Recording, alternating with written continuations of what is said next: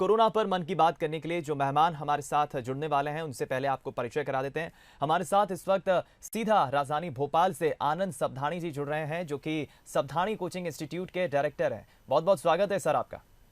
धन्यवाद। आनंद जी, जाहिर है कि तमाम अलग अलग पर्यावरणविद शिक्षाविदों से हम लगातार चर्चा कर रहे हैं मन की बात पर, और सबसे पहले आपसे मैं यही जानना चाहूंगा, पहला सवाल तो यही रहेगा कि इस लॉकडाउन के दौरान आप घर में अपना समय, व्यक्तिगत समय, पर्सनल टाइम कैसे बिता रहे हैं? ये पहला एक्सपीरियंस है। मैं क्या, मेरे साथ जितने भी लोग हैं सभी के साथ ये पहला एक्सपीरियंस है। मैं क्या कर रहा हूँ वो मैं बाद में बताता हूँ, क्या क्या करना चाहिए ये मैं पहले बताता हूँ। ये वो टाइम है जब हम लोग हमेशा भीड़ भाड़ वाली जिंदगी में ये बोलते थे हम ये काम नहीं कर पा रहे हैं क्योंकि हमारे पास टाइम नहीं है। आज हमारे पास टाइम ही टाइम है, तो हमें वो काम करना चाहिए जो हमारा मन पहले ये बोलकर ना कर देता था। दूसरा ये कि ये समय वो है जब हम हमेशा ये बोलते थे कि हम अपने काम में व्यस्त हैं, इसलिए अपने परिवार वालों को समय नहीं दे पा रहे हैं। इस समय ऐसे लॉकडाउन में मैं अपने बीवी को, बच्चे को, पिताजी को, अपने भाई को, अपने रिश्तेदारों को टाइम दे पा रहा हूँ। जी। तीसरी चीज, हर किसी के अंदर कुछ ना कुछ हॉबी होती है।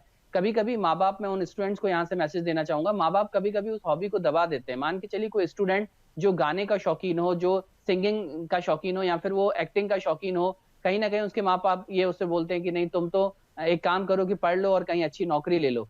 तो वो जो उसका टैलेंट, जो छुपा हुआ टैलेंट था, वो कहीं दब गया था। आजकल मैं भी ऐसा ही एक दबा हुआ टैलेंट है उसको लाने की कोशिश कर रहा हूँ। इस जी। प्रकार से हम कहीं ना कहीं अपनी हॉबीज को आगे ला सकते हैं, अपने टैलेंट को आगे ला सकते हैं। ये सब मैं कर रहा हूँ और हो सकता है कि शायद और लोग भी ऐसा ही करें। क्या बात है, बहुत अच्छा लगा मुझे जान के कि आप इस लॉकडाउन के संकट के वक्त अपनी हॉबीज को भी जो है बखूबी उसमें भी समय दे रहे हैं, परिवार को भी समय दे रहे हैं। आनंद जी, बेशक मुझे कहने में हिचकिचाहट नहीं है, भोपाल में एजुकेशन के नाम पे, इंस्टीट्यूट के नाम पर सबधानी कोचिंग एक जाना माना नाम है। तमाम स्टूडेंट्स जो हैं सबधानी कोचिंग आते हैं, आप उन बच्चों का भविष्य गढ़ते हैं। ऐसे में वर्क फ्रॉम होम पैटर्न हम देख रहे हैं अभी आजकल काफ़ी कारगर साबित हो रहा है, काफ़ी चल रहा है। आप वर्क फ्रॉम होम के तहत, इस पैटर्न के तहत क्या काम कर रहे हैं और स्टूडेंट से किस तरह से संवाद कर रहे हैं, स्टूडेंट से आप किस तरह इंटरेक्ट कर रहे हैं, जरा इसके बारे में बताइए। ये समय जो है, आपको ही मालूम है कि डिजिटाइजेशन का समय है, हर चीज डिजिटल हो रही है। आज हम फेसबुक के माध्यम से, ट्विटर है, व्हाट्सएप है, यूट्यूब है, इसके माध्यम से कनेक्ट हो सकते हैं इंडिया में कहीं भी, किसी भी कोने पे और किसी भी समय पे। तो आज वो समय आ गया है कि लोग कहीं ना कहीं ऑनलाइन टेक्नोलॉजी को अपनाएं। सबधानी कोचिंग इस ऑनलाइन टेक्नोलॉजी को आज से लगभग 5 साल पहले ऑप्ट कर चुका है। हमारे पास स्मार्ट क्लासेस हैं, स्मार्ट कंप्यूटर लैब हैं, लेकिन उससे भी आगे उठकर अभी जब से ये लॉकडाउन हुआ है तब से हमें स्मार्ट क्लास मिल नहीं पा रही है, हमें स्मार्ट रूम मिल नहीं पा रहे हैं, हमें कंप्यूटर लैब मिल नहीं पा रही। तो हम जो भी यूज करें अपने मोबाइल का यूज कर रहे हैं। इस मोबाइल के थ्रू काफी सारे ऐप्स हैं जिसको डाउनलोड करके हम बच्चों तक मैसेज पहुंचा पा रहे हैं। यूट्यूब एक बहुत अच्छा प्लेटफॉर्म है। यूट्यूब पर सबधानी कोचिंग ने अपने वीडियोस पोस्ट किए हैं, उस वीडियोस के माध्यम से बच्चे घर पर बैठ के तैयारी कर रहे हैं। फेसबुक एक अच्छा ऑप्शन है, व्हाट्सएप एक अच्छा ऑप्शन है, जिसके माध्यम से बच्चों को कुछ ना कुछ जानकारी मिलती रहेगी। दूसरी चीज ये कि मैं बताना चाहूंगा, जो भी बच्चे आज मुझे बंसल न्यूज के माध्यम से सुन रहे हैं, मैं उनको ये बताना चाहूंगा, आप पैनिक मत होइए। बच्चों के लग रहा है हमारी पढ़ाई का नुकसान होगा, और चिंता मत कीजिए, कोचिंग की डेट्स आगे बढ़ जाएंगी। जितने दिन लॉकडाउन रहेगा, हो सकता है 3 मई या उससे आगे, जब तक लॉकडाउन रहेगा आपकी डेट्स आगे बढ़ेंगी। दूसरी चीज, अगर आपके मन में ये बात है कि एग्जाम है हमारे, एग्जाम के लिए चिंता छोड़ दीजिए, क्योंकि अब जो भी एग्जाम ऑलरेडी लाइनअप थे वो उनकी डेट्स बढ़ गई है। हो सकता है 2 महीने, 4 महीने, सब एग्जाम्स के लिए आपको सफिशिएंट टाइम मिलेगा। आप लोग चिंता मत कीजिए, कनेक्ट रहिए और तैयारी जारी रखिए। आनंद जी, मैं ये भी जानना चाहूंगा कि वर्क फ्रॉम होम पैटर्न के तहत आप टेक्नोलॉजी का पूरा भरपूर इस्तेमाल कर रहे हैं, उपयोग कर रहे हैं, अच्छी बात है। स्टूडेंट से रिएक्शंस आपको किस तरह के मिल रहे हैं? स्टूडेंट्स कितने सेटिस्फाइड है? क्योंकि उनके लिए भी एक काफ़ी अच्छी, अलग और नई पहल है कि ऑनलाइन क्लासेस, स्मार्ट क्लासेस से वो पढ़ रहे हैं। और फैकल्टी से जब आप बात करते हैं, स्टूडेंट से बात करते हैं, तो रिस्पॉन्स कैसा मिलता है? कितना कारगर, कितना हेल्पफुल लग रहा है ये?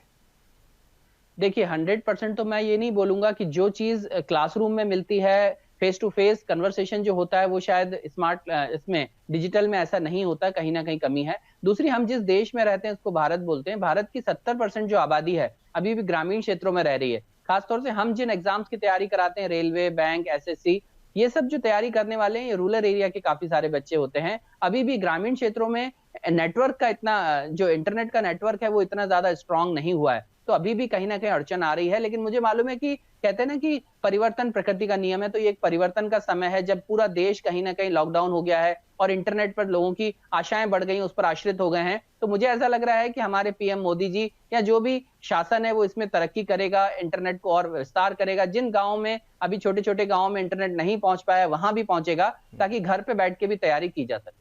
बहुत खूब, ये अच्छी बात आपने कही है। हालांकि आनंद जी, अब मैं ये भी जरूर जानना चाहूंगा कि हम ये भी देख रहे हैं कि जो संकट से इस वक्त पूरी दुनिया लड़ रही है, इसका अंत कब होगा, खात्मा कब होगा, सामान्य परिस्थितियां वापस कब लौटेंगी, ये कोई नहीं जानता। लेकिन बेशक आने वाले वक्त में बदलाव हम देख रहे हैं, बहुत कुछ होने वाले हैं। भविष्य में काफी तौर तरीकों में काम करने के जो तरीके हैं उनमें काफी बदलाव आएगा। किस तरह के बदलाव, चैलेंजेस आप आने वाले वक्त में देखते हैं और किस तरह से उसके लिए आप अपने आप को और क्लासेस को, सप्ताहनी क्लासेस के स्टूडेंट्स को प्रिपेयर कर रहे हैं? मेरे ख्याल से मैंने अभी थोड़ी देर पहले बोला था कि परिवर्तन जो है प्रकृति का नियम है। ये एक परिवर्तन है, एक वो समय है जब हम सबको अपने आप को मनन करना चाहिए, चिंतन करना चाहिए और परिवर्तन आपस में लाना चाहिए। दूसरी चीज, आने वाला जो समय है किसी को भी नहीं मालूम कि ये लॉकडाउन 3 तारीख को हट जाए, और लॉकडाउन अगर हट भी जाएगा तो क्या कोरोना महामारी जो है, जिसको वैश्विक महामारी का दर्जा मिला है, क्या वो इतनी जल्दी खत्म होगी? शायद मैं नहीं बता पाऊंगा, क्योंकि मेरा एक पहले का बिजनेस भी था चाइना में। तो चाइना में जो लोग हमारे परिचित रह रहे हैं वो अभी भी ठीक से नहीं रह पा रहे हैं, उनको भी मालूम है कि दिक्कतें हैं, और ये हो सकता है 3 महीने चले, 4 महीने चले, हो सकता है 6 महीने भी लग जाएं, लेकिन पटरी पर आने में समय लगेगा। आज हम लोगों ने भी इस परिवर्तन से सीखा है, हम भी डिजिटलाइजेशन की तरफ जाएंगे, हम भी क्लासेस को और हाईटेक करेंगे। हो सकता है बंसल न्यूज में भी अपने आप को हाईटेक किया होगा। इन सब के बीच एक बात निकल के आ रही है कि यहाँ पर हमारे देश में 3 तरह के लोग रहते हैं, एक वो जो बहुत ज्यादा अमीर है, एक वो जो बहुत ज्यादा गरीब है, और एक मिडिल क्लास के। मैं इनके लिए भी एक बात बोलना चाहूंगा, जो अमीर है उनको तो शायद कोई दिक्कत आएगी नहीं, जो गरीब है उनके लिए भी शासन ने कहीं ना कहीं जनधन खातों में 1500 रुपए की व्यवस्था कर दी है। उनके लिए कुछ कार्यकर्ता जो है खाने के पैकेट भी दे रहे हैं, कुछ लोग राशन भी प्रोवाइड कर रहे हैं। लेकिन जो मिडिल क्लास के लोग हैं, आप और हम जैसे लोग हैं, वो लोग हैं जो कहीं ना कहीं अपने व्यापार के माध्यम से समय पर टैक्स देते हैं। वो लोग हैं जो अपने जॉब करते हैं, जॉब के माध्यम से टैक्स देते हैं, अपने साथ किसी न किसी को रोजगार भी देते हैं। ऐसे लोग जो समय पर देश की तरक्की में हिस्सा देते हैं, मैं चाहूंगा कि शासन उनके लिए हेल्प करे। जो टैक्स की छूट है वो उनको 3 महीने के आसपास उनको टैक्स में छूट मिले। जो वो पानी का बिल जमा करते हैं, बिजली का बिल जमा करते हैं, उसमें 3 महीने की रियायत दी जाए। इसके अलावा जो पेट्रोल है या किराने का सामान है, इसको भी एक उचित मूल्य पर दिया जाए, ताकि उनके जो बच्चों की फीस है, जो 3-3, 4-4 महीने की लाखों रुपए की फीस जाती है, कहीं ना कहीं उसमें भी अगर 3 महीने की छूट मिले तो मेरे हिसाब से काफी अच्छा होगा। बहुत अच्छी बात आपने कही है और आपने उन लोगों की आवाज़ उठाई है आनंद जी, जो आशा तो काफ़ी कुछ रखते हैं सरकार से, पर बेशक पिसाता भी वो मध्यम वर्गीय परिवार है। बहुत अच्छी आपने बात कही है। जाते जाते हमारी बातचीत को मैं विराम दूंगा, लेकिन एक आखिरी सवाल मैं देख रहा हूं, तमाम डॉक्टर्स की हम बात करें, पुलिस कर्मियों की बात करें, सफाई कर्मी, मीडिया कर्मी, तमाम ऐसे लोग जो हैं दिन रात अपनी जान जोखिम में डालकर सेवा कर रहे हैं, ड्यूटीज़ दे रहे हैं, उनके लिए आप क्या संदेश देंगे? और तमाम जो दर्शक इस वक्त देख रहे हैं, किस तरह के धैर्य की आवश्यकता है, एहतियात बरतने की आवश्यकता है, क्या मैसेज देंगे ऑडियंस को?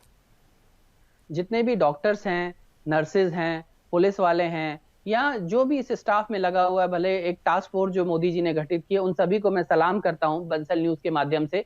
और मैं बोलना चाहूंगा, उन जोकरों से मैं निवेदन करना चाहूंगा आपके चैनल के माध्यम से, कि ये लोग आपकी मदद कर रहे हैं, आप इनकी सेवा कीजिए, आप इनको फूलों की वर्षा कीजिए, लेकिन जो पत्थरों की वर्षा हो रही है ये कहीं ना कहीं निंदनीय है, इसको दूर कीजिए। साथ में मैं एक ध्यान और आकर्षित करना चाहूंगा बंसल न्यूज के माध्यम से, कि ये लोग तो मेहनत कर ही रहे हैं, साथ में एक और बंदा है जो मेहनत कर रहा है, हमारे देश को चलाता है अर्थव्यवस्था। अभी मोदी जी ने 1,70,000 करोड़ की जो घोषणा की है, वो लोगों तक या सरकारी खातों तक कैसे पहुंचेगा, शायद इसके बारे में ध्यान नहीं दिया। इसमें सबसे ज्यादा भूमिका निभाते हैं बैंकर्स, और मुझे बड़ी खुशी हो रही है कि हमारी कोचिंग से पढ़कर पास हुए आज 1,13,000 बैंकर्स जो हैं कहीं ना कहीं देश की सेवा कर रहे हैं। जो जनधन खातों में 500-500 रुपए की राशि आई है, वो भी बैंकर्स लोगों तक पहुंचा रहा है। और बैंकर दिन न देख रहे हैं, रात न देख रहे हैं, बेचारे सुबह 10 बजे से 5 बजे तक नौकरी कर रहे हैं। मैं चाहूंगा कि जितना हम सम्मान आज इनका कर रहे हैं, डॉक्टर्स का कर रहे हैं या फिर पुलिस वालों को कर रहे हैं, उतना ही सम्मान मेरे ख्याल से उस बैंकर का भी होना चाहिए, क्योंकि देश की अर्थव्यवस्था को अगर आज की डेट में कोई संभाले बैठा है, वो आरबीआई है, हमारा एसबीआई, और जितने भी नेशनलाइज बैंक हैं